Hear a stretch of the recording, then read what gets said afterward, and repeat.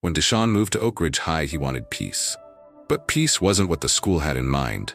Bullied, cornered, and pushed too far, they thought he'd snap. But DeShawn didn't just survive, he rewrote the rules. One fight lit the match, one witness changed the game, and one voice made the whole school listen. This isn't just about fists, it's about finally being seen. Watch till the end, you won't forget DeShawn Warner. The first time DeShawn Carter stepped through the doors of Ridgeline High, nobody noticed. No camera phones, no curious whispers, no welcome from student council. Just the steady thrum of morning noise, lockers slamming, sneakers squeaking, and a few groggy voices echoing off linoleum. It was the middle of the semester in suburban Fort Bridger, Ohio, and to everyone else, he was just another transfer. His hoodie was plain black, frayed a little at the cuffs. His jeans were clean but worn. His Nikes had scuffs on both sides from where the tread had given out. He walked with quiet purpose, head down but not slouched, just alert, aware. The way someone walks when they've already had to start over once or twice. DeShawn wasn't new to this routine. He'd changed schools 3 times in the last 2 years. His mom's work at the warehouse kept them moving. This was just another hallway, another set of faces. His first period was Algebra 2. He slid into the back row without a word. A girl in a lavender crew neck and glossy box braids gave him a quick once-over before returning to her phone. The teacher, Mr. Jensen, nodded at him mid-sentence and kept teaching. No one asked his name, no introductions, just math and silence, which was fine by him. In East Cleveland, silence had been armor. Loud kids got noticed. Noticed kids got pressed. And DeShawn? He preferred his peace. He wasn't shy, he was practiced. At lunch, he picked the corner table. Tray of chicken nuggets, apple, and a chocolate milk. Ridgeline's cafeteria was bright, too bright. Clean in that sterile, over-sanitized way. Kids at the nearby tables wore school merch like it was designer. Ridgeline Wolves hoodies, matching caps. Someone at the front table wore a varsity jacket with more patches than fabric. DeShawn sat quietly, head low, chewing slow. It didn't take long to feel it. That moment when someone spots the new kid and decides curiosity is owed. "Yo," someone called from a few tables over. A wiry boy with shaggy blonde hair and a confident slouch. "Where'd they dig you up from?" Laughter bubbled around him. DeShawn didn't look up, just dipped a nugget in barbecue sauce and took a bite. "Oh, okay, we got ourselves a quiet one," the boy added, loud enough to draw attention from 2 more tables. No response, just chewing. The kid, whose name DeShawn would learn later was Wyatt Langley, didn't like being ignored. He stood up and sauntered closer. Behind him were Jace and Rory walking like shadows. "You hear me, new kid?" DeShawn looked up slowly. "I heard." "You deaf or just slow?" DeShawn locked eyes with Wyatt for exactly 2 seconds. No anger, no fear, just a quiet, level gaze. Then he picked up his tray and walked to the trash, dumped what was left, and left the room. Wyatt turned to his boys, smirking like he'd won something. But what he didn't realize was that he'd just caught the attention of the wrong kid. By the end of the week, DeShawn had a nickname he hadn't asked for: Mute. He'd heard it whispered at lockers, muttered in gym class, and once yelled across the quad when a football spiraled past him and bounced off his shoe. He didn't pick it up, didn't even flinch, just kept walking. They didn't understand it, but the silence was intentional, calculated. Every word spent was a potential invitation. He'd learned the math of survival back in Cleveland. Fewer words, fewer targets. But Wyatt Langley wasn't the type to let go when ignored. In history class, Wyatt passed DeShawn a folded note during a lecture on the civil rights movement. DeShawn didn't open it. The teacher didn't notice. After class, Wyatt bumped him in the hallway, hard enough to knock a pen out of his hoodie pocket. "Oops," Wyatt said, that same plastic smile on his face. DeShawn picked up the pen slowly, said nothing. That weekend, his mom noticed the shift. "You good?" she asked as he stirred the macaroni too hard at dinner. He nodded, chewing the inside of his cheek. I know that look, she said. You holding something back? I'm just adjusting, he said. She didn't press, just nodded. That was her style, let him come around on his own. But the weight didn't lift. Monday morning, someone scrawled Detroit Reject in red marker across his locker. The school was 40 minutes from Detroit. No one even knew if that's where he was from. It didn't matter. To them, it sounded tough enough to mock. Later that day in PE, Coach DeLuca paired DeShawn with Rory during wrestling drills. Take it easy, the coach said. It's about balance, not brute strength. Rory didn't listen. He tried to trip DeShawn 3 times, finally hooking his ankle hard enough to send both of them tumbling. DeShawn hit the mat with a solid thud, the air knocked from his lungs. Rory landed on top, grinning. Oops, he whispered. Guess you slipped. DeShawn lay there for a second, blinking up at the fluorescent lights. Then he rolled to his feet, brushed himself off, and extended a hand to help Rory up. Rory didn't take it. He smirked, pushed off the floor, and walked away. Coach DeLuca raised an eyebrow. You all right, Carter? Yeah, DeShawn said, swallowing the burn in his throat. I'm good. He wasn't, but he had no bruises, no proof, no real reason to explain why that moment felt like a fuse being lit. That night, he skipped dinner and went straight to the basement where a dusty punching bag hung on an old beam. He wrapped his hands, just like his Uncle Miles had taught him back when he was 10, and started throwing jabs. Light at first, controlled, left, breath, left, right. Don't let them take your focus, Uncle Miles used to say. You fight when there's no other option, not for pride, for peace. DeShawn hit harder. Not for pride, for peace. Back at school, things only got worse. Someone slipped a crumpled flyer into his science book, a cartoon of a black boy with a hood over his head, eyes X'd out, with the words "Silence ain't strength" mute underneath. No signature. No clue who made it. DeShawn folded it in half and stuffed it in his backpack. He didn't tell his mom. Didn't tell anyone. But peace was getting harder to protect. Wyatt wasn't just provoking anymore, he was testing, pushing. He wanted a reaction, a flash, a moment that would confirm everything he'd assumed about DeShawn. But all he ever got back was silence. And that silence was starting to make him nervous. Friday morning dawned dark, with clouds hanging low like they knew something was coming.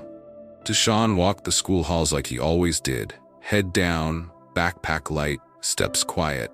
But something was different. He could feel it in the way people looked at him. Not curiosity, not confusion, expectation. By third period, the whispers had thickened. Today's the day, someone said near the water fountain. I heard Wyatt's got something planned. DeShawn heard it. Everyone did. Even the teachers felt more distant, like they could sense the static in the air, but weren't brave enough to speak its name.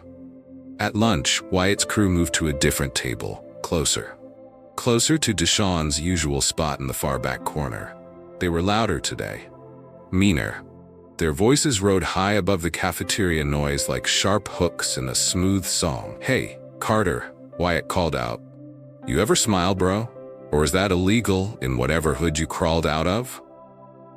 A few people chuckled, a few looked away. DeShawn didn't move. He finished the last bite of his sandwich, wiped his hands, and stood. He didn't say anything, but Wyatt smirked like he'd won.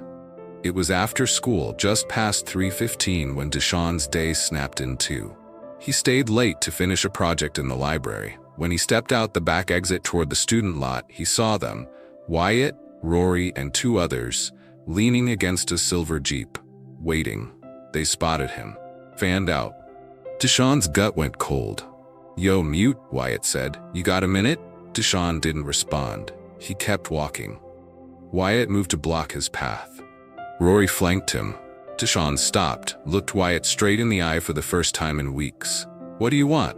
His voice was low, calm, but it carried. I want you to stop pretending you're better than everyone else. I've never said a word to you.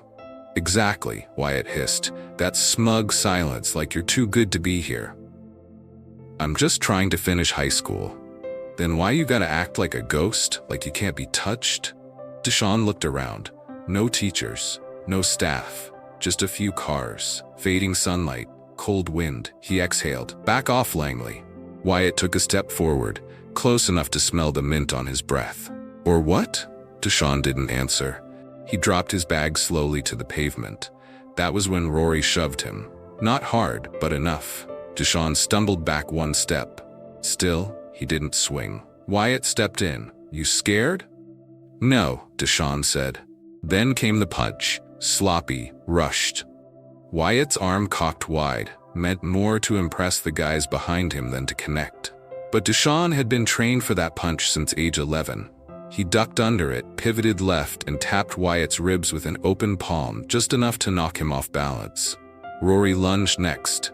Fists up, mouth open, like he was trying to prove something to the sky. DeShawn sidestepped, grabbed Rory's wrist. Twisted, flipped him over his own hip with practiced precision. Rory hit the pavement hard, wind knocked clean from his lungs. The third guy, a stocky senior named Brett, froze. His fists were halfway up, but his eyes were already wide. DeShawn didn't wait. He stepped close, locked eyes with Brett, and said quietly, "Don't." Brett lowered his hands, backed up, fast. Wyatt scrambled to his feet, red-faced, panting. "You want to fight, Carter? You think you're tough?" "No," DeShawn said, his voice sharp and clear.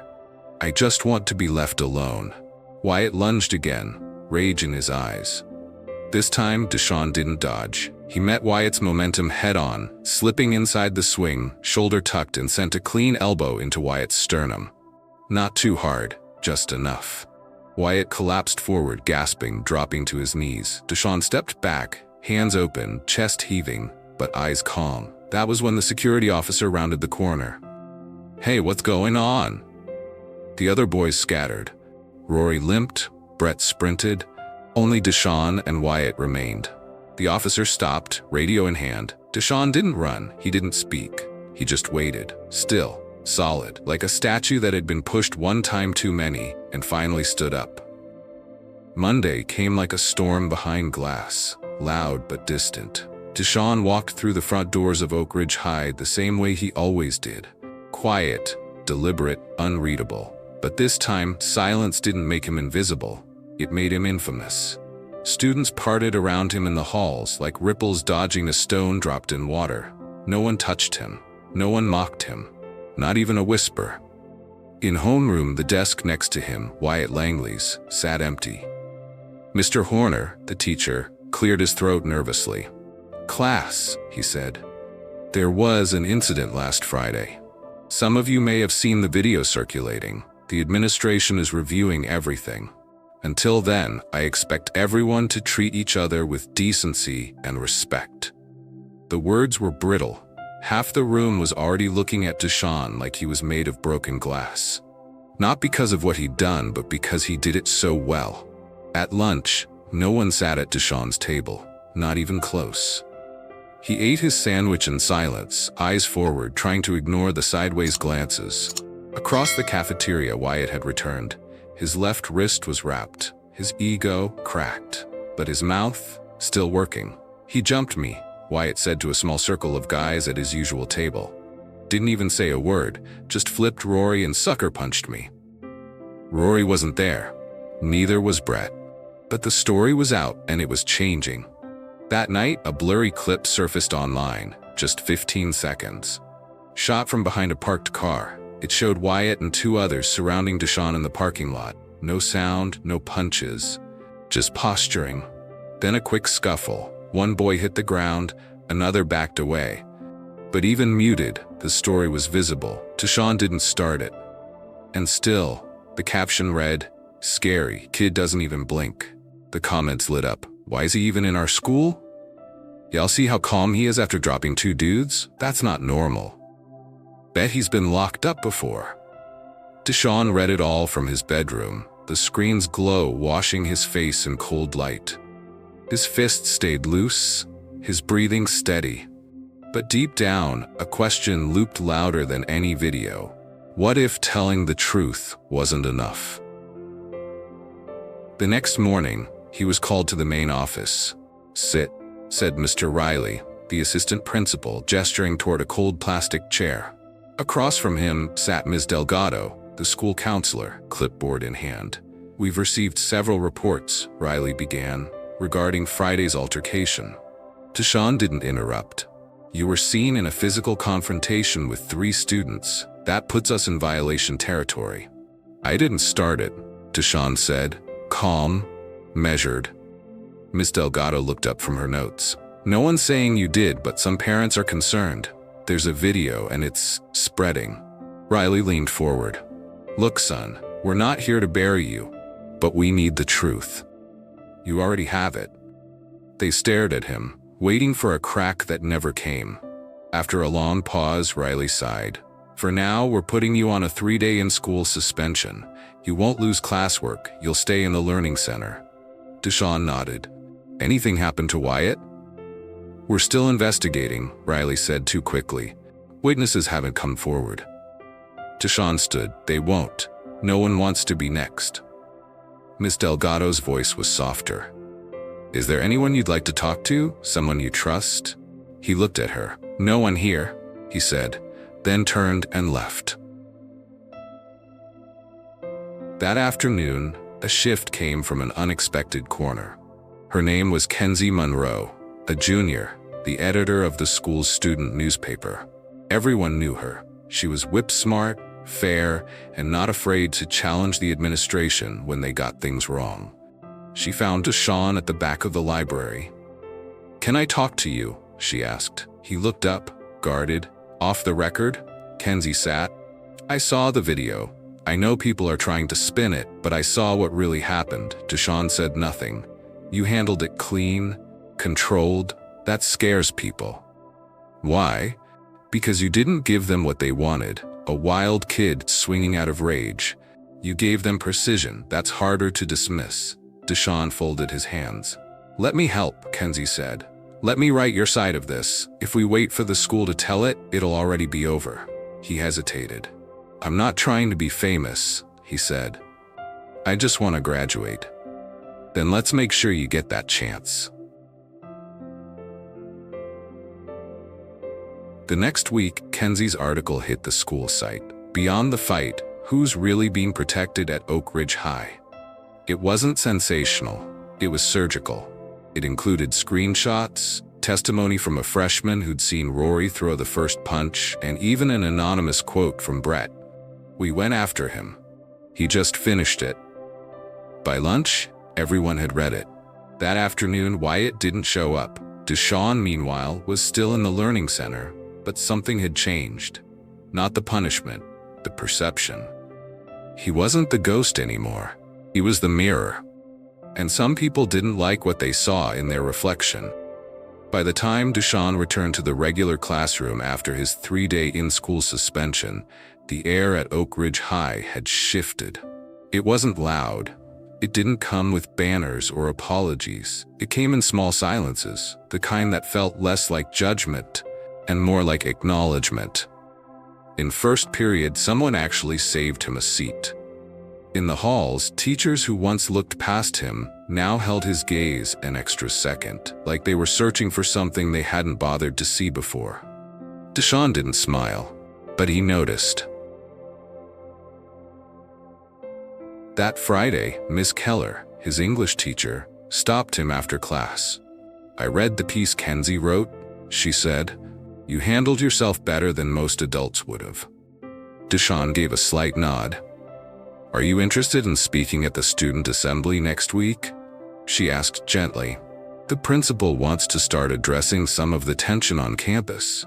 He thinks you should be part of it." "I'm not trying to be a spokesperson," he replied. "I know, but sometimes the right words from the right person change more than rules." DeShawn didn't answer right away, but something in him, the same instinct that told him when to move, when to strike, when to hold still, said this might be his next kind of fight, one that didn't require fists. The following week, the auditorium buzzed louder than usual. The whole school had been pulled in for a community wellness assembly. Most students expected another slideshow and a few speeches from adults pretending to understand them. But when DeShawn walked onto the stage, the room changed. He wore a plain hoodie. No script, just a mic in front of him and a gym full of eyes waiting to see which version of him would show up. He took a breath and began. A few weeks ago, nobody knew my name. Now they say it like a warning, but I'm not here to make people afraid. I'm here because I got tired of being treated like I didn't belong. I've been called angry, dangerous, and most days I don't say anything. Not because I don't have words, but because I've seen what happens when the wrong people get to tell your story. So let me tell it myself. The crowd was silent, not from boredom, from weight, from truth. I didn't come here to fight, I came here to learn. But when people corner you and adults look away and rumors fly faster than facts, sometimes the only thing you've got left is your stance. So I stood, and I'll keep standing. Not because I want trouble, but because I deserve peace too. When he stepped away from the mic, the applause didn't roar. It rose. Not performative, not forced, earned. After that day, something else shifted. Rory transferred schools quietly.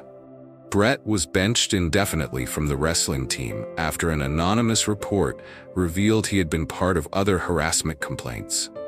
And Wyatt? He stopped talking. He started listening. Kenzie's article got picked up by a local community blog. A few parents emailed the school board. One even came to a meeting and said, if our policies are meant to protect our students, then they better include all of them. Miss Delgado, the counselor, began organizing student roundtables where kids could speak without fear of discipline. DeShawn didn't join the first one. He waited, watched, let others take the lead. But when a freshman stood up and said, I've been sitting alone at lunch since October because no one wanted to sit with the weird kid, and another replied, not anymore, DeShawn finally smiled. Not big, not loud, but real. In April, DeShawn stopped by the gym where Coach Rivers kept an open-door boxing program on Saturdays. Still got it? The coach asked, handing him gloves. DeShawn smirked. Always. He hit the pads, clean, focused. And when he finished, a 7th grader walked up, eyes wide. You the guy from that video? DeShawn shrugged. You fight? I defend, DeShawn replied. You want to learn? The boy nodded. DeShawn knelt, started unwrapping his own gloves. Then first thing you need to know, he said, voice low but sure, is when not to swing. On the last day of school, DeShawn sat on the same cafeteria bench where it all started. Only now, he wasn't alone. Kenzie dropped her tray beside his. Delaney from math joined too, flipping through a comic book. Even Wyatt walked past, and for the first time nodded. DeShawn didn't nod back. But he didn't look away either. The school never issued an official apology. But they didn't have to, because DeShawn changed the culture. Not by yelling, not by fighting, by surviving with integrity. By showing that quiet doesn't mean weak. And when the world came at him sideways, he stayed standing. What is lesson of this story? 1. Staying silent doesn't mean you're weak, sometimes it means you're watching. 2. People fear what they don't understand, but that's their problem, not your identity. 3. Control is power. Knowing when not to fight is just as powerful as knowing how. 4. Systems often fail those they should protect, but one voice can start the change. Or 5. Real strength isn't in the punch. It's in knowing who you are when the world tries to rewrite your story. What do you think about this story? Let's comment below to discuss. And don't forget to subscribe our channel to listen to more interesting stories.